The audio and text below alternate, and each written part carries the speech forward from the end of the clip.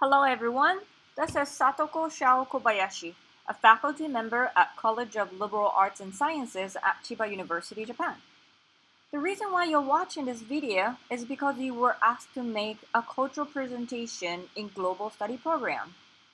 Some of you may have a clear idea on how to proceed, but others may not. So here's step-by-step instruction so everyone in your group has a common understanding on what to do.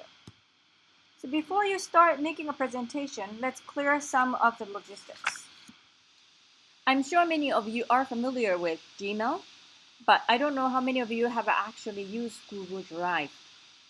If you have Google account and have used Google Drive, that's great.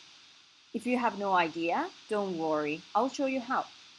Well, before we start, I understand Google Drive is not perfect in regards to personal information safety, etc. But at this moment, it is a good option when working in a group. If you don't want to use your personal Google account, you can create a new one dedicated to your group work. When making a Google account, Google or search create your Google account or typing accounts.google.com/signup. You need to provide them with their information on the right side, as you can see in light gray. Then you sign in. After you create an account and signed in, go to Google. You can find 9 squares on the upper right corner like this. So you need to click it and you will see these icons. Click Drive. Once you're in the Drive, on your left, you can find New in the red square. You can make folders, Word-like documents, Excel-like sheets, and PowerPoint-like slides, and more. Well, not everyone in your group, but just one member should do the following steps. First, make a folder and name it as GSP's course title, like GSPG, GSPB, etc. And put cultural presentation and then your group name. After you make the folder, share it with all of your group members and with your instructors. Click this drop down and click this one and share. You will find space to type in Gmail addresses of people you want to share with. After you share the folder with others, you create a presentation slides inside of the shared folder so that all of the drafted materials will be shared with everyone. And don't forget to name your slides. As you can see on the right side, you can select templates. The next one, if you want to add more slides, click this drop down. As you're working with your group members, you need to communicate with each other. Well, you can click on the right upper corner, comments, and leave comments there. There is also a chat function as well, but it deletes all the conversation once you're logged out. And it makes it harder for the people who are not there to follow up, or you cannot come back to the content that you were talking about. So let's just stick with the comment function. So once you create the shared folder, you should gather materials and store it there so that every member in your group have access to the same information. Well, I hope you got the basic idea of how to use Google Drive. So let's move on to the second topic, format. Well, usually presentation can be formatted freely, but for this course, because time is limited, let's clear it out so that you can spend time on the content and not the formatting part. Well, about time. First, we have set our presentation duration as 10 minutes for each group. And second, depending on the program, how many weeks you have until your presentation day may be different. But either way, you need to think how you can use the time effectively and efficiently. For instance, you need to think what you can do when you're with your group members and what you can do individually when you're alone. Next, regards to slides. Well, as I mentioned, it is a 10-minute presentation. So therefore, the numbers of your slides cannot be 30, but it should be probably about 10 to 12. but it all depends on the speed and content of each slide. For instance, if you have this one slide, you cannot possibly finish explaining it even if you use the whole 10 minutes. So, while on one slide, you should include just enough information to explain for your presentation. That you need to be careful as well. Related to slides, another thing you want to pay attention to is font. Well, make sure it is big enough, like 20 points or more in Microsoft Gothic, so it's legible in usual classroom environment. Well, number 2, font size could also be cohesive by setting 3 to 4 sizes depending on the purposes. Lastly, please think of color contrast if you want the audience to actually read your slides. Okay, that's it for logistics. Let's move on to the instruction on your presentation content. First, how to select a topic. The very common route students tend to take in the beginning is that they pick something very stereotypical, maybe out of guidebook, commercial, etc. Please don't do that. If it's only a summary of a guidebook or website or Wikipedia, we can read them by ourselves. Instead, choose a topic from your daily life that you are interested in and that you think others are not aware of. This connects to the next point. Help audience find a new angle to look at a selected topic and beyond. Next point, avoid oversimplification or overgeneralization. For instance, one student in the past said, "I love diamond because I'm a girl." Well, let's not speak for the entire girl population without any concrete evidence. Okay, let's move on. So, which aspect of a theme do you present? Well, let me give you some examples. Well, take a look at this photo. It's snow. Have you heard that Inuit language has 50 words to describe a type of snow? How about in Japanese? Well, someone says there are at least 14 words to describe it. It's the same snow, but depending on an angle of vision, it can be interpreted and represented differently. Well, let's take another example. Geisha. Are you going to approach it from history, origin, and mannerism?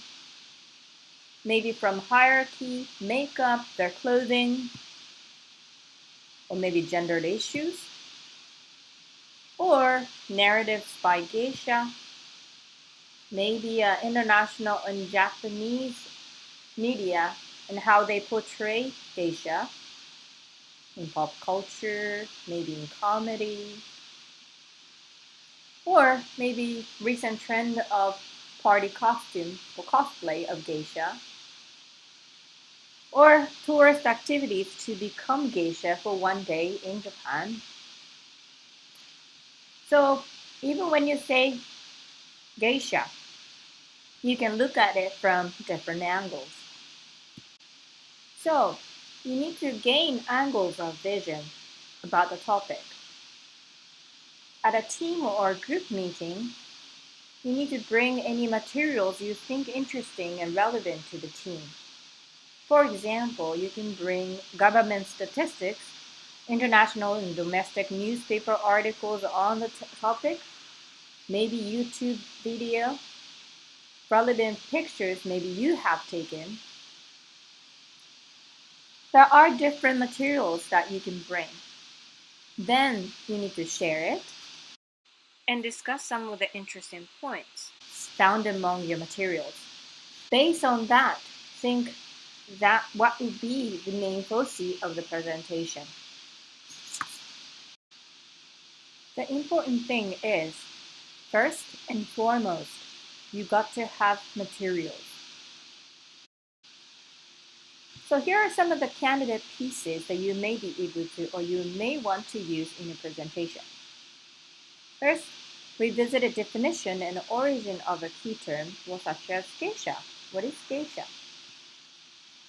And perception overseas, like in the media, maybe newspaper or pop culture. Perception in your own country, related statistics, maybe by government or some of the big association, which is rather more, reliable. And types and recent trends, your personal experience.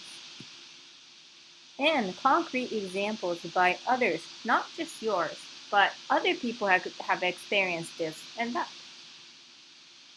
Then relevant cases found overseas or maybe domestically. Let's take geisha as an example. What are some of the relevant materials that you can use? Well, the overseas media, how they use geisha in pop culture. Academic paper that explains the representation of geisha in some of the media. Statistics on how many geisha exist today. A documentary of a person who decided to become geisha. How Japanese government sent a message about geisha. How overseas newspaper explain about geisha. And tourists dressing like geisha. So I'll give you an example from a previous culture presentation, which was on a ninja. So what kind of pieces did they have? One was stereotypical ninja image in worldwide known anime, Naruto. Second was how the ninja image transitioned in Japan. Then they compared samurai and ninja based on their job. They also had a piece of 007 as a similar case, like a ninja, how it's different from the actual job, and now it's heroized. So, there are different materials you can use, but you need to be careful of how to use it.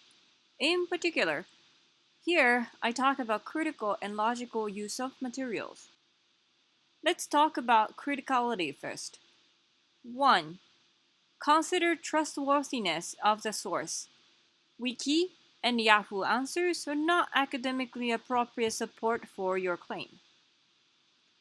2. Cite the source. Whichever reference style is okay, but be sure you cite the sources. 3.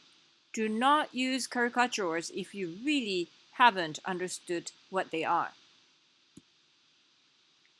Connected to this point, there are multiple interpretations of a thing, like 50% of water in a bottle look half full for some and half empty for the others. Make sure that you examine possibilities of multiple interpretation of a material.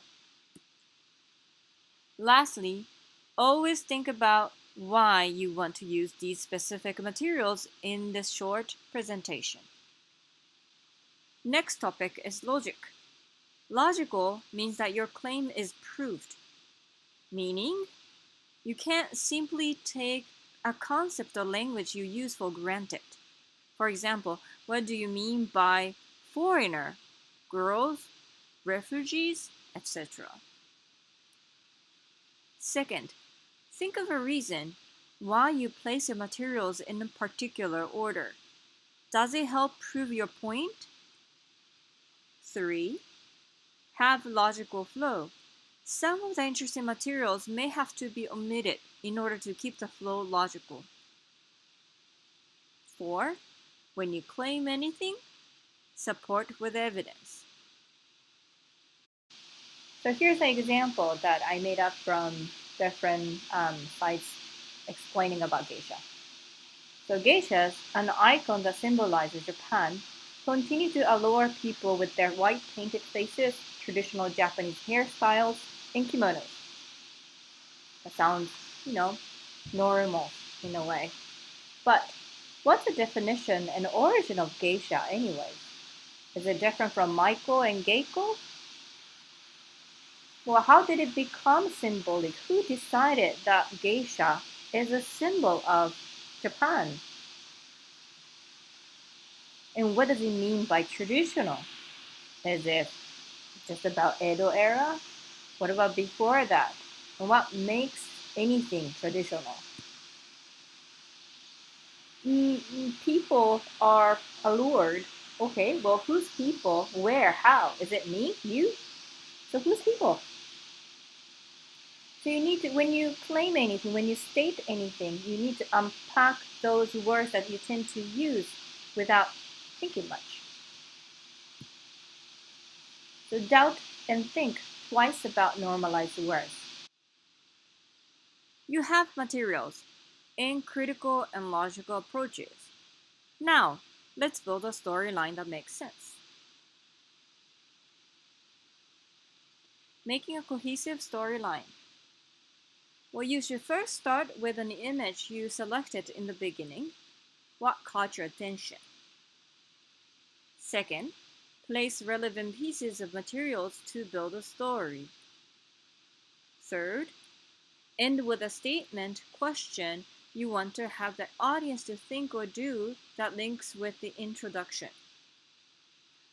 In the conclusion, you are expected to have a message that connects to the content. But please do not end with a superficial or simplistic remark such as, come visit us, or world peace. Or you need to really think of what you want to convey by showing an alternative angle of the selected topic. So let's say I found customizing geisha was interesting. So I start from the original Facebook image, then show Katy Perry customizing geisha and how it's perceived in the media in the US, then also in Japan. And I have academic paper explaining the representation of geisha in media. And move on to the recent trend of geisha, numbers of geisha in Japan. Then I show a YouTube video of a documentary of a girl who was trying to become geisha in Kyoto. And then I'll add how Japanese government is sending a message about geisha and how there is a business of customizing geisha in Japan as well. And maybe I can add another case of customization of a culture from maybe overseas so that the pattern is not just about this specific case of geisha, but it's something more general. Finally, I need to link the ending with the intro and say something I want the audience to think or do. So here's another example. The student group, which focused on ninja, prepared a storyline like this. First, stereotypical image of ninja overseas. Then they explained historical aspect on how ninja status was located and shifted in the old Japanese society. And in the next slide, they explain a bit more focused aspect of their career by comparing them with samurai. After that, they explained how ninja disappeared from a society due to an impact of foreign visitors and political power shift during 19th century. So after they disappeared, in the next slide, they explained how Japanese and foreign media portrayed ninja and how the image shifted from evil to hero over time. Then the group introduced a similar case overseas to show how it's not specific to Japan. The next slide it discusses a summary, and they ended with a concluding remark that ninja, today has multiple facets, and similar stereotypical icons today should also be seen from multiple points of views. Now I've shown you how to do it. And then you may be able to gather all kinds of different materials, but sometimes in the middle of it, you get lost because you don't know what to do with them. So here's the strategy I always use since I was writing my dissertation. Well, first, put potentially useful materials and ideas in your presentation slide on Google. 2. Print out the slides in small size. I usually use 6 slides a sheet, for instance. 3. Cut out all the pieces. 4. Try to reorder them to build a cohesive and interesting storyline. Well, to me at least, physically moving ideas by hand often gives a different angle. So try it when you feel lost. You don't have to follow the exact structure that I've given. There are different approaches to show your content in your presentation. For example, this group focused on some of the activities you can do alone in Japan. For example, the karaoke by yourself. So the group actually went into the alone karaoke place and created a video. The other group focused on instant food. They went into the usual store that they use and showed the process of buying and making the instant food by photo-based show and tell. Another group which focused on the language of Japan created this interesting creative cartoonized photos to tell the story. So here are some links to previous examples. You can find various topics and styles of cultural presentation on Japan by other students. Okay, that's it from me. I hope you got some ideas on how to make your cultural presentation with your group members. Okay, if you have any questions, ask your program instructors. Bye.